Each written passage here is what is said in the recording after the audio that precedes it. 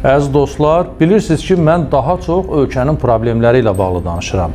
Risklər, məmur özbaşınalığı bizim verilişlərimizin əsas ana xəttini təşkil edir. Amma dünən bir hadisənin şahidi olduq. Düşündüm ki, mütləq bir neçə cümlə də olsa bu barədə danışmalıyam. Bilirsiniz ki, dünən Azərbaycanla Özbəkistan arasında əbədi dostluq haqqında müqavilə imzalandı. İlk baxışdan sadə görünsə də, bu müqavilənin strateji əhəmiyyəti çox böyükdür. Təsəvvür edin, Azərbaycan tarixində heç vaxt belə bir hal müşahidə edilməyib ki, hansısa ölkə ilə əbədi dostluq müqaviləsi imzalasın.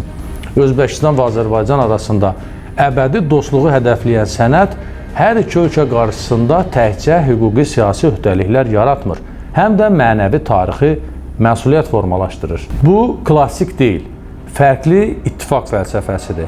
Maraqlıdır ki, Azərbaycan bir sıra ölkə ilə strateji müttəfiqlik sənədi imzalayıb. Eləcə də bəzi qonşu ölkələrlə. Özbəkistanla da münasibətlər 23 avqust 2024-cü ildə müttəfiqlik səviyyəsinə çatdırılmışdır. Lakin 2 il sonra, dünən, avqustun 23-də Özbəkistanla strateji münasibətlərin daha mötəbər mərhələyə daşınması təsadüf sayıla bilməz. Düşünürəm ki, burada çox ciddi siyasi, tarixi və strateji məna var. Əgər müttəfiqlik sənədi dövlətlərin maraqlarının təhlükəsizliyi və qarşılıqlı dəstək mexanizmlərinin yaxınlaşmasını ifadə edirsə, əbədi dostluq sənədi isə münasibəti daha nəsillərüstü və dəyişməz siyasi, strateji, tarixi mərhələyə yüksəldir. Sovet dövründə yaşayan insanlar bilir, Özbək xalqının Azərbaycanlılara münasibəti həmişə fərqlənib. Bizimlə özbəklər arasında dərin mənəvi tarixi bağlılıq var. Elə bu gün də Özbəkistana səfər edən Azərbaycan vətəndaşları bu mənəvi bağlılığı, hörmət və sevgini hiss edirlər.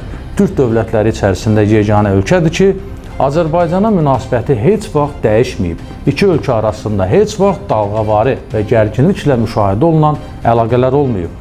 Mərkəzi Asiyanın ən güclü ölkələrindən biri olan Özbəkistanla münasibətlərin bu qədər yüksəlməsi bizim xeyrimizə ola bilər. Düşünürəm ki, burada heç bir mənfi detal axtarmaq lazım deyil.